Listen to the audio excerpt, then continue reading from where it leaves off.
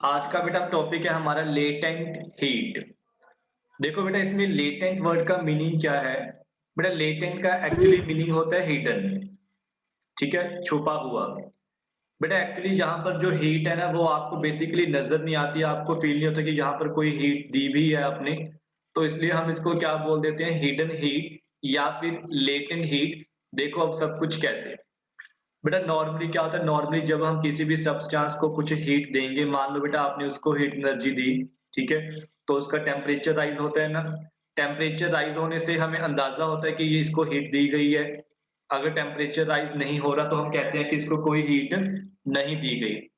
लेकिन बेटा जब बात हो सब्सटेंस के चेंज ऑफ स्टेट, मतलब जब आप उसकी स्टेट को चेंज करते हो, सॉलिड से लिक्विड, लिक्विड से गैस, तब बेटा वहां पर जो आपने हीट दी है ना, वो टेम्परेचर नहीं चेंज करती, वो सिर्फ उसकी हीट, सॉरी, सिर्फ उसकी फिजिकल स्टेट को चेंज करेगी। ठीक है। नॉर्मली जब आप बेटा हीट देते हो तो किसी भी चीज का, सब्सटेंस का जो टेम्परेचर है वो राइज करता है, नो डाउट। लेकिन जब बेटा बात होती है फिजिकल स्टेट को चेंज करने की, तो वहां पर जब आप हीट देते हो तो वो सिर्फ अपनी स्टेट चेंज करेगा, सॉलिड से लिक्विड, लिक्विड से गैस, और वहां पर टेम्परेचर चेंज नहीं होगा। So the heat energy which has to be supplied to change the state of a substance is called its latent heat। ठीक है बेटा, ऐसी हीट एनर्जी जो किसी भी सब्सटेंस की स्टेट चेंज करेगी, स्टेट, उसको क्या बोलना है बेटा आपने, latent heat. Latent heat temperature नहीं रेज करती होती। Latent heat does not increase और रेज द टेम्परेचर। आप इसकी डेफिनेशन में भी ये लिख देना, the heat energy which has to be supplied to change the state of a substance without changing its temperature. ठीक है बेटा, विदाउट चेंजिंग इट्स टेम्परेचर, उसको हमने क्या बोलना है, लेटेंट हीट। यहाँ पर जो लेटेंट है मैंने अभी बताया था आपको, इसका मीनिंग क्या होता है बेटा, हिडन। ठीक है। बेटा हिडन का मतलब क्या होता है, यहाँ पर कोई टेम्परेचर तो चेंज नहीं हुआ। अगर आप वहां पर थर्मामीटर लगाओगे बेटा तो थर्मामीटर में कोई चेंज नहीं आएगा, क्योंकि यहाँ पर कोई टेम्परेचर चेंज नहीं हो रहा। क्लियर। ओके जी, नेक्स्ट देखो बेटा। बेटा आपके पास कोई भी सब्सटेंस है, चाहे वो सॉलिड हो चाहे वो लिक्विड हो, ये तो आपने फर्स्ट पोर्शन में स्टडी कर ही लिया कि सॉलिड में फोर्सेस ऑफ अट्रैक्शन ज्यादा होती हैं, लिक्विड में कम होती हैं, और गैसेस में सबसे कम होती हैं। तो जब बेटा मान लो सॉलिड है तो सॉलिड में force of attraction between the particle सबसे ज्यादा होगी। तो जब आपने सॉलिड को लिक्विड में कन्वर्ट करना है तो आपको उसको एनर्जी प्रोवाइड करनी पड़ेगी ना। ठीक है, वो तो है ही ना। और सिमिलरली जब आपने लिक्विड को गैस में कन्वर्ट करना है तो आपको एनर्जी प्रोवाइड करनी पड़ेगी, ताकि उनमें जो फोर्स है, सो दैट उनकी जो फोर्सेस हैं बेटा वो ब्रेक हो जाए। सो जो बेटा हम लेटेंट हीट सप्लाई करते हैं, the latent heat which we supply is used up in overcoming the forces of attraction between the particles of a substance. ठीक है। जो बेटा हम लेटेंट हीट प्रोवाइड करते हैं वो बेसिकली क्या करता है, वो बेसिकली उसके अंदर जो फोर्स ऑफ अट्रैक्शन है उसको ओवरकम करेगा, उसको ब्रेक करके सॉलिड से लिक्विड, लिक्विड से गैस में चेंज करेगा। अब जो लेटेंट हीट है बेटा वो आपके पास दो तरह की होगी, latent heat of the fusion, latent heat of the vaporisation. इससे पहले वाले बेटा पोर्शन में आपने स्टडी किया हुआ है कि फ्यूजन का मीनिंग क्या होता है और वेपोराइजेशन का मीनिंग क्या होता है। बेटा फ्यूजन का मीनिंग होता है कि किसी भी स्टेट को सॉलिड से लिक्विड में चेंज करना, और वेपराइजेशन का मीनिंग होता है लिक्विड से गैस में चेंज करना। ठीक है बेटा, लिक्विड से गैस में चेंज करना। So solid to liquid, this is known as the fusion. Liquid से gas, this is known as the vaporization. जब बेटा आप किसी भी सॉलिड सब्सटेंस को लिक्विड में चेंज करने के लिए लेटेंट हीट दोगे, लेटेंट हीट, तो उसको क्या बोला जाएगा, latent heat of the fusion, क्योंकि वहां पर आपने सॉलिड को लिक्विड में कन्वर्ट किया। जब आप किसी भी सब्सटेंस को लिक्विड से गैस में चेंज करने के लिए हीट दोगे तो उसको क्या बोलोगे बेटा आप, लेटेंट हीट ऑफ वेपराइजेशन, क्योंकि आपने लिक्विड को गैस में चेंज किया है। क्लियर। अब जैसे बेटा आपके पास फर्स्ट टाइप है latent heat of the fusion, जिसमें बताया गया होगा आपको कि सॉलिड से लिक्विड बेटा आपने चेंज किया। यहाँ पर जो सेटअप लगाया गया है बेटा, इस सेटअप में आपने करना क्या है, बेटा आपने एक बीकर लेना है, बीकर में बेटा आपने आइस डाल ली। ठीक है, आइस क्या होगी बेटा, सॉलिड, और साथ में बेटा आपके पास एक स्टरर है, बीच में बेटा आपने थर्मामीटर लगा लिया इसको टेम्परेचर मेजर करने के लिए। ठीक है बेटा, टेम्परेचर मेजर करने के लिए। और बेटा स्टार्टिंग में मान लो जो टेम्परेचर है वो कितना आ रहा है, 0 डिग्री सेल्सियस।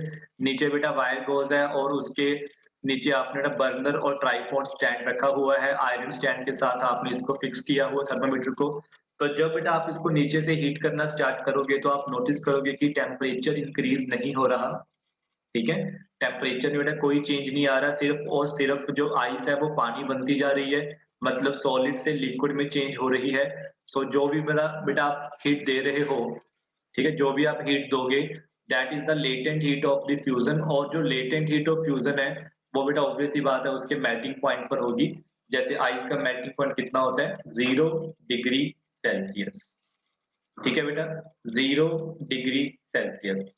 अब बेटा इसके बाद आपके पास एक डेफिनेशन आएगी, the latent heat of the fusion और melting of solid is the quantity of heat in joules required to convert 1 kilogram of solid to liquid without any change in temperature।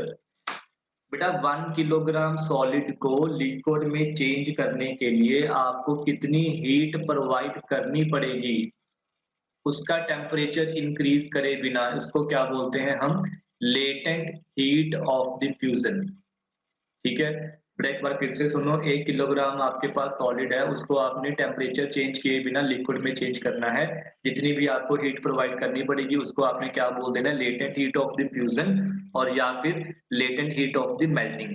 बेटा पानी वाले केस में, मतलब कि ice के बेटा case में थोड़ा सा आप याद रख लोगे कि ये जो हीट है वो कितनी होती है, 3.34 इंटू 10⁵ जाउल्स। ठीक है बेटा, अगर पेपर में हम क्वेश्चन आ गया कि the latent heat of the fusion of ice, ये देखो, the latent heat of the fusion of ice is 3.34 into 10⁵ joule पर KG. What do you mean by this statement. ये क्वेश्चन बेटा काफी कॉमन है, आपको दिया हुआ कि पानी की, सॉरी, जो आइस की लेटेंट हीट है वो 3.34 इंटू 10⁵ जाउल पर केजी है। अब इस स्टेटमेंट का मीनिंग बताइए। देखो ना, इसका मीनिंग क्या होता है ना, इसका मीनिंग होता है कि 1 किलोग्राम आइस को पानी में चेंज करने के लिए आपको 3.34 इंटू 10⁵ जाउल की हीट चाहिए। ठीक है बेटा, 1 किलोग्राम, इसका मीनिंग क्या है, 1 किलोग्राम आइस को पानी में चेंज करने के लिए 0 डिग्री पर आपको 3.34 इंटू 10⁵ जाउल एनर्जी चाहिए, और यही जो एनर्जी है वो आइस की जो जो पार्टिकल्स होंगे उनके बीच में बॉन्डिंग को ब्रेक करेगी। ठीक है, अगर इसके बाद एक क्वेश्चन यहाँ से और बन सकता है, बेटा मान लो आपके पास आइस है 0 डिग्री सेल्सियस पर, और पानी भी है 0 डिग्री सेल्सियस पर। ठीक है बेटा, आपसे पूछा जा सकता है कि इसमें से ज्यादा इफेक्टिवली कूल कौन करेगा और क्यों करेगा। ठीक है, जैसे बेटा हम अपने घर पर मान लो सॉफ्ट ड्रिंक्स पीते हैं, कोई कोक पेप्सी वगैरह, तो उसको ठंडा करने के लिए बेटा हम उसमें बर्फ डालते हैं ना, उसमें आइस डालते हैं। ठीक है, क्या बेटा ये कह रहे हैं कि जब आपने उसी टेम्परेचर पर, बेटा किसी एक ने बर्फ डाली और दूसरे ने पानी डाल दिया, सेम टेम्परेचर था, तो दोनों में से ज्यादा इफेक्टिवली कूल कौन करेगा और क्यों करेगा, ये बताइए। ठीक है, लेट्स सी बेटा कि कौन करेगा और क्यों करेगा। जो बेटा आइस है, आइस वो ज्यादा इफेक्टिवली कूल करेगी as compare to water at same temperature. ठीक है बेटा, ice at 0 degree Celsius is more effectively in cooling in cooling a substance than water at zero। ऐसा क्यों बेटा, बेटा आइस के पास लेटेंट हीट नहीं होती ना, अगर आप आइस को पानी में चेंज करोगे तो लेटेंट हीट लगेगी, इसका मतलब पानी के पास हीट ज्यादा है। ठीक है ना, जब बेटा आप 0 डिग्री पर आइस को पानी बनाओगे तो वो लेटेंट हीट एब्जॉर्ब करेगी। ठीक है बेटा, जब वो लेटेंट हीट एब्जॉर्ब करेगी तो इसका मतलब पानी के पास हीट ज्यादा है, और इसीलिए बेटा पानी की जो कूलिंग है, पानी से जो कूलिंग है वो कम होगी। अगर बेटा आप अपने हाथ में आइस के कुछ पीसेस को पकड़ते हो तो ऑब्वियस सी बात है कि जो आइस है वो मेल्ट करना स्टार्ट करेगी ना। ऐसा क्यों, क्योंकि बेटा आइस ने आपके हाथ में से हीट को एब्जॉर्ब करना स्टार्ट कर दिया। ठीक है? तो जिसके कारण बेटा हमारी बॉडी में जो हीट कंटेंट है वो कम होगा और हमें भी ठंडा महसूस होगा, हम भी कोल्ड महसूस करेंगे, ठीक है? और जो आइस थी वो बेटा लिक्विड में चेंज होनी शुरू हो जाएगी। और इसी तरह बेटा इसका उल्टा, इसका रिवर्स भी ट्रू है। जब आप किसी भी लिक्विड को सॉलिड में चेंज करोगे, तो जितनी एनर्जी पहले उसको रिक्वायर्ड थी, एब्ज़ॉर्ब करता था, उतनी ही एनर्जी बेटा अब वो रिलीज़ करेगा, ठीक है? रिलीज़। बेटा अब सेम केस पर आपके पास है वेपराइज़ेशन। अब लिक्विड को आपने गैस में चेंज करना है बेटा, आपने सेम सेटअप लगाया। अब टेम्परेचर कितना होगा स्टार्टिंग में 100 डिग्री। आप नोटिस करोगे कि जो टेम्परेचर है वो बाद में 100 ही रहा, लेकिन जो पानी आपके पास लिक्विड था वो वेपर्स बन गए, ठीक है जी? बेटा फिर से आपने इसमें एक चीज़ याद रखनी है, latent heat of the vaporization of water 22.5 into 10 raise to power 5 joule per KG. बेटा पहले क्या था, latent heat of the fusion of ice, अब क्या आ गया, latent heat of the vaporization of water which is 22.5 into 10 raise to power 5 joule per KG. मतलब 1 kilogram पानी को वेपर्स में चेंज करने के लिए, वेपर्स में चेंज करने के लिए आपको 22.5 into 10 raise to power 5 joule की एनर्जी चाहिए, ठीक है बेटा? 1 किलोग्राम पानी को वेपर्स में चेंज करने के लिए 22.5 into 10 raise to power 5 joule की बेटा एनर्जी लगेगी। क्लियर? सो बेटा इस तरह यहाँ से भी एक क्वेश्चन बन सकता है कि अगर आपके पास 100 डिग्री पर पानी है और 100 डिग्री पर स्टीम है, बेटा स्टीम समझते हो ना, गैस बन गई, वेपर्स बन गए, तो दोनों में से ज़्यादा, मतलब ज़्यादा बेटा जो, अगर बेटा वो हमारे हाथ पर पड़ जाए, तो ज़्यादा सीवियर बर्न्स कौन कॉज़ करेगा? पहले कूलिंग टॉपिक था, कूलिंग वाला, ठीक है? 0 डिग्री पे आइस थी, 0 डिग्री पे पानी था, दोनों में से ज़्यादा इफेक्टिवली कूल कौन करेगा? तो आंसर क्या था इसका? आइस, क्योंकि उसके पास लेटेंट हीट कम होती है, पानी के पास लेटेंट हीट ज़्यादा होती है, मतलब पानी के पास हीट ज़्यादा होगी, ठीक है? अब क्वेश्चन बेटा क्या है कि 100 डिग्री पर आपके पास पानी भी है, बॉइलिंग वाटर, और 100 पे बेटा आपके पास स्टीम भी है। इन दोनों में से ज़्यादा सीवियर बर्न कौन कॉज़ करेगा? तो बेटा इसका आंसर आएगा स्टीम, ठीक है? तो जो स्टीम बेटा इसके जो बर्न्स होंगे, ये ज़्यादा सीवियर होंगे। उसका बेटा रीज़न क्या है? क्योंकि स्टीम के पास एनर्जी ज़्यादा होती है। जब बेटा आपके पास पानी है, पानी को अगर आपने स्टीम में चेंज करना है, तो आप उसको एनर्जी दोगे ना, ठीक है? तो इसका मतलब स्टीम के पास एनर्जी ज़्यादा होगी, तो इसका बेटा मतलब कि वहाँ से जो, मतलब उसका इफ़ेक्ट है बर्न्स का, वो ज़्यादा होगा। क्लियर? बेटा next topic is the sublimation. इससे बेटा पहले वाले पोर्शन में हमने बात की थी कि सब्लिमेशन का मीनिंग क्या होता है, डायरेक्ट सॉलिड से गैस में चेंज होना और वापस गैस में से सॉलिड का बनना, ठीक है? बेटा कुछ सब्सटेंसेस तो पहले सॉलिड से लिक्विड बनेंगे, लिक्विड से गैस बनेंगे, अगर आपने उनको वापस करना है तो फिर गैस से लिक्विड, लिक्विड से सॉलिड। लेकिन बेटा कुछ सब्सटेंसेस डायरेक्ट ही सॉलिड से वेपर या फिर वेपर से सॉलिड बन जाएंगे। इस प्रोसेस को बेटा हमने क्या बोलना होता है? सब्लिमेशन, ठीक है? बेटा इसमें आपने दोनों प्रोसेसेस को, चाहे वो सॉलिड से वेपर हो, चाहे वेपर से सॉलिड हो, बेटा दोनों को ही आपने क्या बोलना होता है? सब्लिमेशन। हाँ बेटा ठीक है, वो बात अलग है कि जब आपने सॉलिड को गैस में चेंज करना है तो आपको हीट करना पड़ेगा, तो आप उसको एनर्जी प्रोवाइड करोगे, और जब आपने उस गैस को सॉलिड में कन्वर्ट करना है तो आपको कूल करना पड़ेगा, ठीक है जी? और इसके बाद एक बात का ध्यान रखना कि जो सॉलिड सब्सटेंस जिसको आप वेपर में चेंज कर रहे हो, वेपर में, उसको बेटा आपने क्या बोलना है? सब्लाइम, ठीक है बेटा? सब्लाइम। और बेटा जब आप किसी भी सॉलिड के वेपर्स को कूल करोगे, उससे फिर क्या बन जाएगा? सॉलिड। तब आपने उसको क्या बोलना है? सब्लिमेट, ठीक है बेटा? तब आपने उसको क्या बोलना है? सब्लिमेट। बेटा सॉलिड सब्सटेंस जिसको अभी आपने वेपर्स में चेंज करना है, अभी किया नहीं, करोगे आप, उसको क्या बोलोगे आप? सब्लाइम, ठीक है? वेपर्स को ठंडा करके, कूल करके आपको जो सॉलिड मिलेगा, उसके लिए बेटा आपने टर्म क्या यूज करनी है? सब्लिमेट, ठीक है बेटा? सब्लिमेट। अब आपके पास में कुछ एग्जांपल्स हैं जो कि बेटा आपने याद रखनी है, ठीक है? जहां पर ऑलरेडी उसको मार्क किया गया है। Ammonium chloride, iodine, camphor, naphthalene, anthracene, ठीक है बेटा? Ammonium chloride, iodine, camphor, naphthalene, anthracene.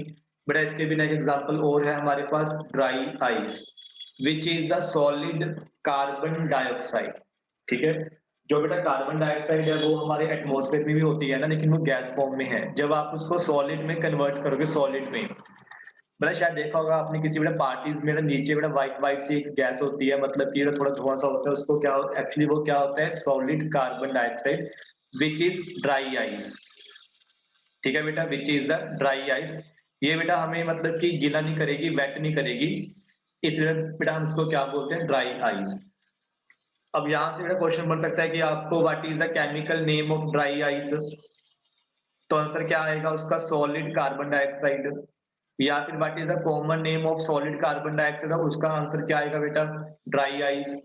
ठीक है, और इसके प्लीज एग्जांपल्स आपने याद रखनी है। बेटा यहाँ पर एक फिगर नंबर 46 है, देखो इसमें आपको क्या दिखा रहे हैं। आपके पास बेटा एक ट्राइपॉड स्टैंड है, दूसरा एक बर्नर है। ठीक है, ट्राइपॉड स्टैंड लिया आपने, बर्नर लिया बेटा, ऊपर वायर बोल्स रख ली, और आपके पास एक चाइना डिश है, चाइना डिश बेटा। ठीक है, इसमें आपके पास है बेटा अमोनियम क्लोराइड, यही सब्सटेंस है जो अभी हमने ऊपर डिस्कस किया था एग्जांपल्स में। बेटा इसके ऊपर ना आपने एक ग्लास फनल रख दी जो कि इन्वर्टेड शेप में है, ये ग्लास फनल, उसको बेटा ऊपर से बंद कर दिया with the help of cotton plug. अब जब बेटा आप इसको हीट करोगे ना, ठीक है, जब बेटा आप इसको हीट करोगे तो आप नोटिस करोगे कि इसके वेपर्स बनने शुरू हो जाएंगे, इसके बेटा वेपर्स बनने शुरू हो जाएंगे। ठीक है, और मतलब वेपर्स बनने के बाद जब ये इस ग्लास से टकराएगा तो वहां पर ना ये फिर से डिपॉजिट होना स्टार्ट होगा। अब पहले तो इसको क्या बोलोगे आप, सबलाइम, क्योंकि अभी आपने इसको वेपर्स में कन्वर्ट करना है। कन्वर्ट करने के बाद जब बेटा ऊपर जाके पेस्ट होगा तो इसको क्या बोलोगे, सब्लिमेट। ठीक है बेटा, this is known as the sublimate. Clear, so this is the sublimation बेटा। बेटा यहाँ पर बेटा क्वेश्चन बन सकता है कि why naphthalene balls disappear with time without leaving behind any residue.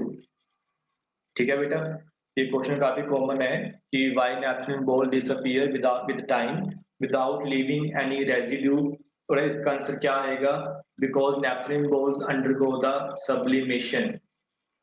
बेटा सब्लिमेशन होने के कारण ही वो कुछ टाइम के बाद कन्वर्ट मतलब कि खत्म, वहां से डिसअपीयर हो जाएंगी। I hope so this will be clear to all of you.